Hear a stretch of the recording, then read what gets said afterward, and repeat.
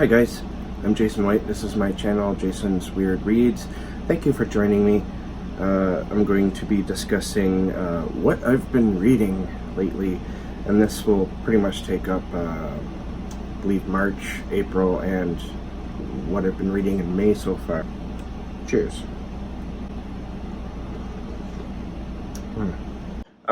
Yeah, so my reading schedule got really screwed up this year so far. Amazingly, I'm still on track to meet my Goodreads challenge, 50 books this year, and so hopefully I can keep that going. But things have gotten a little hectic around here, and so I haven't been doing my wrap-ups.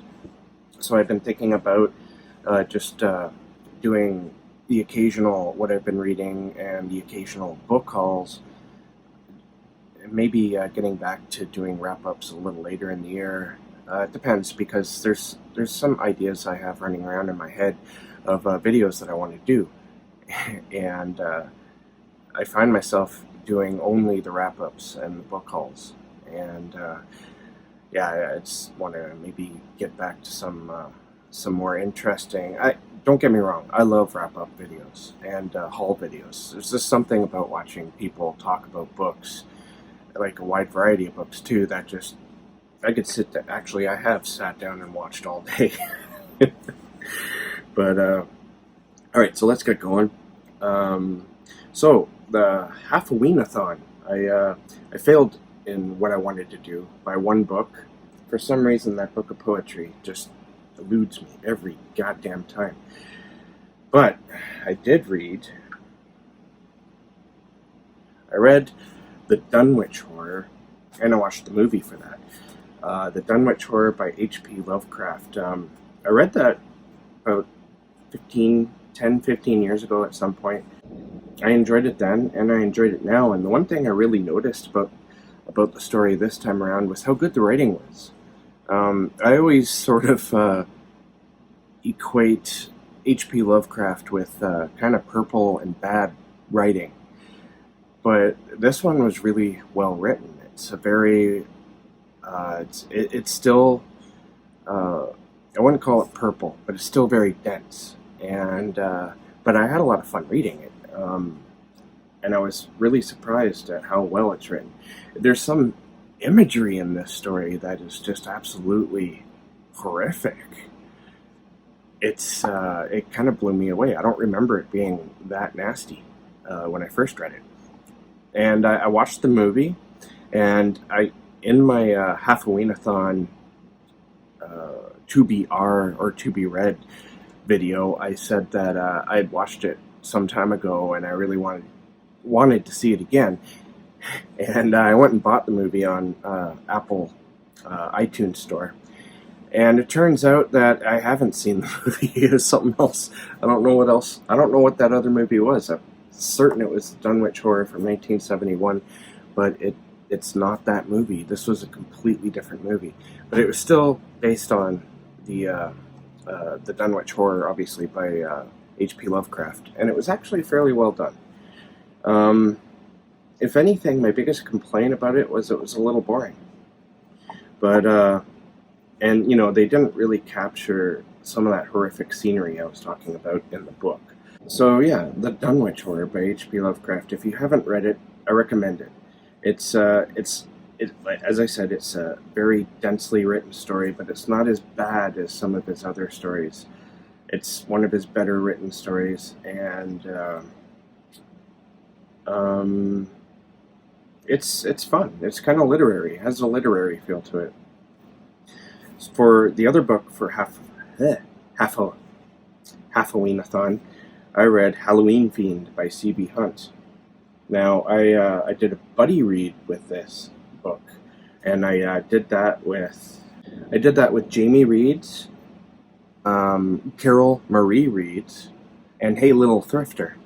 And overall, all of us enjoyed it. I think Alex gave it 3 stars, and the rest gave it 4. I gave it 4 stars as well. This book is it starts off really strong. The very first chapter is very spooky. When you see the Halloween Fiend, I believe you see him in the very first chapter. And I mentioned in our group read that it kind of reminded, it seemed kind of Lovecraftian to me, just the monster. Not necessarily in a cosmic horror type way, but just the look and feel of the monster is very creepy, and the Halloween Fiend never loses his creepiness. The story is a bit of a slow burn, though. It starts off strong, and then it kind of slows down. And the ending is a bit ambiguous. I like ambiguous endings, but sometimes I think there needs to be a bit more. And I wanted to know what exactly happened between the main character of this book and a few of the other loose ties that were kind of left untied. And I kind of wanted more. I wanted to see what was going to happen with the main character afterwards. You know, being a fan of weird fiction and cosmic horror, I'm used to ambiguous. But sometimes the story does call for just a little bit more, and I think this story did too. Otherwise, I highly recommend this. This book would make a fantastic Halloween read. So, with Halloween coming in, 5 months, definitely pick this up and give it a read. You will not be sorry. It's very creepy, and I had a lot of fun reading it. Maybe early May? No, I say it was April. I discovered Chad Lutzke. I've known Chad Lutzke from back in, here, let me get it.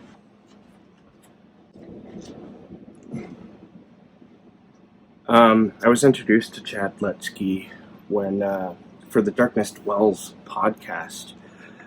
We have a blog too, and the podcast's been kind of on hiatus again, mostly because of, I've been too busy to really organize things. And if you're watching this and you're an author who I've said we'll talk to you, we'll get to you soon. I really apologize for any delays. But about 2 years ago, maybe a year ago, I can't remember, this little anthology came out. Chud. That was a movie from 1980, or the 1980s. This is sort of like a drawing of the cover. And Crystal Lake Publishing put out an anthology in as a tribute to this movie. And the idea was to write around the movie. So you could write within the movie's world, which I did. And my story is in here. My story is called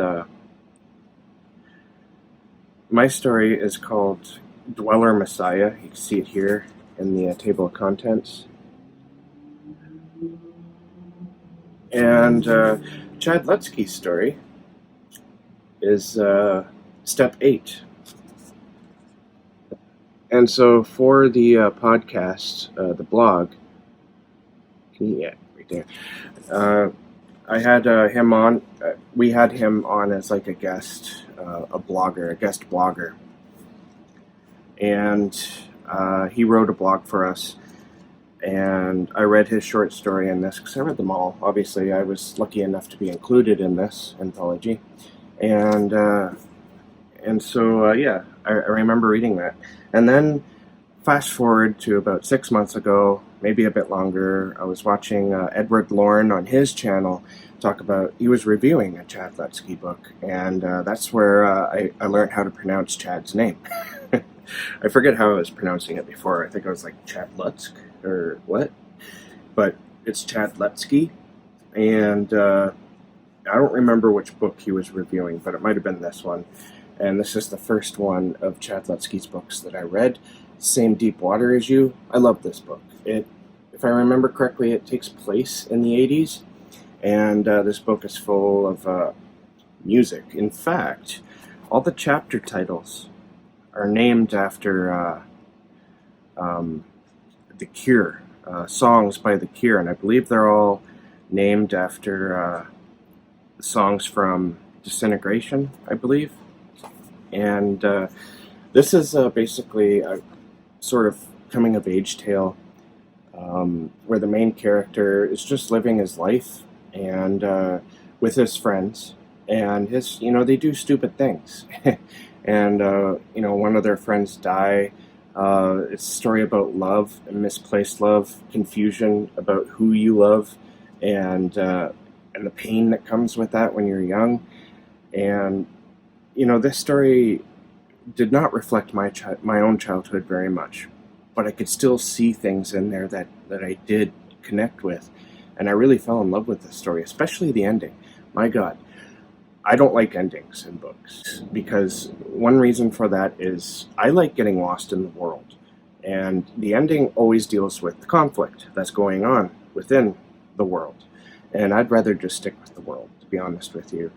That's just a silly nitpick of mine. But this book never pulls you away from the world in order to wrap up a conflict or the plot. This book is just the world all the way through, and the ending is just, it's sad. It made me tear up a little bit. It's beautiful. I cannot recommend this book enough. Same Deepwater as You by Chad Lutzke. And I read this for free on Kindle Unlimited, and after reading it, I went out and bought the physical copy because I just had to have this in my library. I will definitely be reading more of Chad Lutzke in the future, and in fact I have. I also got Stirring the Sheets by Chad Lutzke. This is a story about an old man who's lost his, he's a widower. He lost his wife to an unexpected accident. This takes place a year after that accident. And the old man, he takes care of the bodies and prepares them for funerals. And one day he comes across a suicide of a young woman who looks exactly like his wife did when she was young. And that sort of takes the main character on a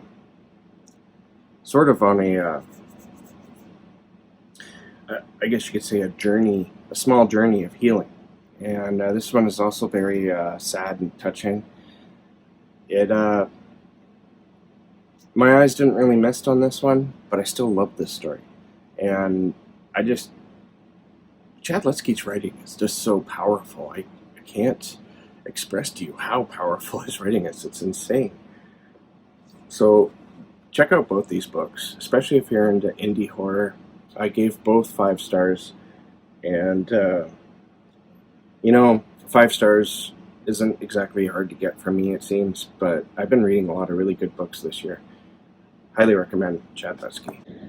Okay, so I've also been keeping up on my Wheel of Time read-along, and I am, in fact, ahead of the game. Right now we are reading The Dragon Reborn. I guess we're nearing in on the end of that book, but I'm a book ahead. I am on The Shadow Rising here. I've been buying the hardcovers, and I'm still enjoying the series. There's certain aspects I honestly can't stand about the Wheel of Time, but then there's other aspects that I absolutely love. So I'm still going on strong, and as I said, right now we are reading The Dragon Reborn. The Dragon Reborn I finished right at the end of April, and this book is a little bit deceiving. It's called The Dragon Reborn, and spoiler alert if you haven't read the first book, but Rand al'Thor is supposed to be the Dragon Reborn, and yet Rand rarely makes. Rand is barely in this book, so that's just one big fat lie. But overall, I really enjoyed this book. I should probably do a video or something, and in regards to these, maybe do like the first 3 books or something like that. And here's the first book I read, the second book I read, the Great Hunt. I think honestly, the Great Hunt so far is my favorite. It was just a lot of fun from beginning to end. Even there were some people in the group read who didn't like the beginning of the Great Hunt because it's a bit slow. You're in Tar Valon, and you sort of get enmeshed in the politics that are going on there, especially in regards to the Dragon Reborn. And I kind of like that sort of thing.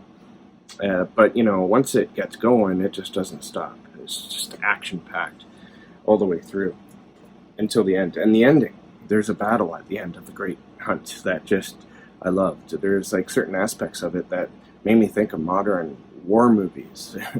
It's kind of intense. Just a few more things here. I've also been reading, as I said in my last video, I've been reading a lot of Lovecraftian type stories, especially short stories, and there's a few here I want to talk about. So I've been reading, have you ever heard of those Megapack books?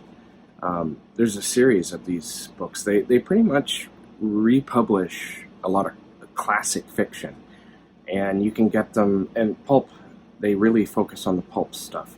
There's like westerns, there's romance, there's horror, and of course there's Lovecraftian type stuff. And I've been reading the Cthulhu Mythos Megapack, the first volume, because there's 3 now, I think. And it's basically full of Lovecraft stories and other authors who wrote within the Lovecraft world, or the Cthulhu Mythos. And one of them was The Faceless God by Robert Bloch. I read that, and it wasn't my first Robert Bloch, but it was close to it. And I enjoyed it. It was okay. What I really liked was this first sentence. The thing on the torture rack began to moan. That's pretty powerful. The thing on the torture rack. Alright, we got a thing downstairs on the torture rack. I also read a story called The Graveyard Rat by Henry Kuttner. This story, I think, is going to be one of my all-time favorites. It's about a guy, I think he's a grave robber. I can't remember this part. For some reason, he's going around graves and digging them up, or maybe the one grave has been dug up already. So he ends up in a grave, and he finds these underground tunnels that are attached to the graves, and he starts crawling through them. And inside these tunnels are these giant rats.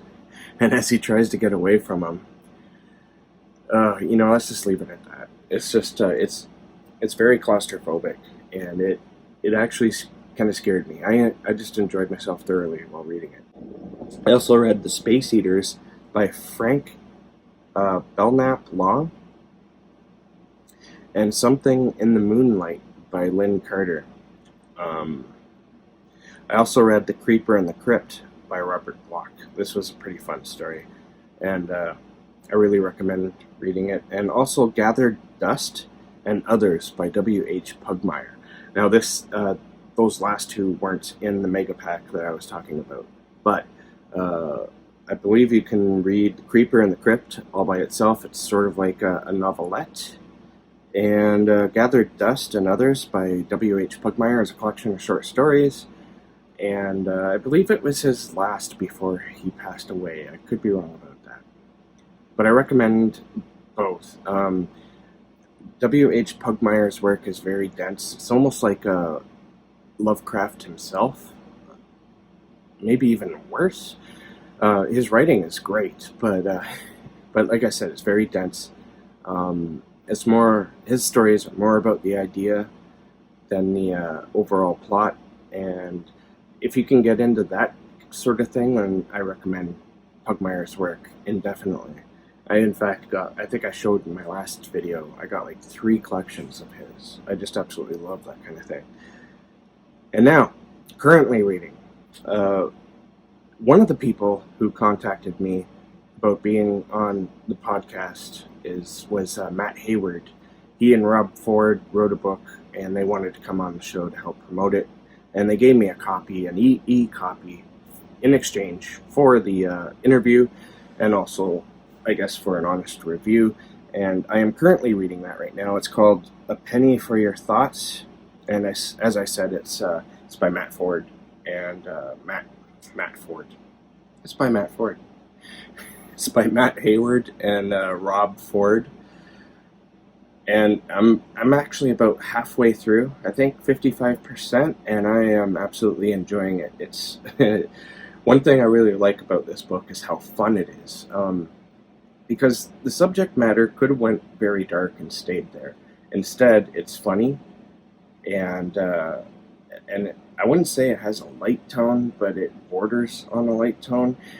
Basically, they take these dark concepts of living the way these characters do in the sort of criminal lifestyle of being in jail, getting out of jail, hanging out with the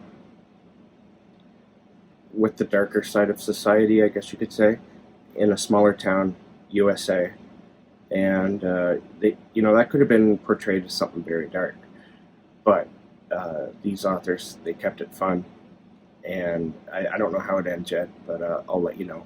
I'm really enjoying it. And also, Rob Shepard, he won my draw, and we were talking on Facebook Messenger, and I ended up getting his collection of short stories, Dark Worlds, and I've been listening to that, and so far it's really good. I'm really enjoying myself listening to those stories. One thing I like about Rob Shepard's work is that he's got this style that's almost like classic literature on its own, and that's fascinating to me. And we were having a conversation about H.P. Lovecraft over on Facebook Messenger too, and audiobooks, because the narrator he found to do his book is really good with his stories. And Rob was saying that he has this dark sort of voice, but it's not too dark. And I mentioned Wayne June, who's pretty well known for doing H.P. Lovecraft stories, but his voice is, it's that darkness you need, I guess. But then, I was thinking about it. I don't think Wayne June's voice is a perfect fit for all of Lovecraft's stories, because a lot of Lovecraft protagonists are scientists, and they don't sound that deep and creepy. So I guess there's that. Scientists, they're not creepy. Well, I guess they could be creepy people, but if you've heard Wayne June narrate a Lovecraft story, you know what I'm talking about. I can't picture a scientist sounding like that. All right, so I pretty much recommend everything I've been reading. It's nothing that I haven't liked. But actually, I wanted to mention this. One reason why I don't talk about books that I don't like is because I often put them down. I don't read them. If you don't see or hear me talking about them, it's because I probably DNF'd it and I didn't like it. And I really, really want to add that into my wrap-ups, because it's important, I think, to say that I didn't like this book for whatever reason. But the reason why I haven't been doing that is because I stopped reviewing books. I stopped writing reviews for books that I don't like. And I did that because, as I said, I often DNF them. And if I don't finish them, then I can't give you an honest review on that, because I don't know how it ends. I just know that either the writing style or the plot or something is not working for me. Maybe it's the characters. And I can't get into it, and life's too short, and yada, yada, yada. So I guess maybe I'll try to figure out a way to implement that. So if you made it this far, thank you very much for watching. Please like, comment, subscribe, all that, and keep being creative. And I will catch you in the next bookish video.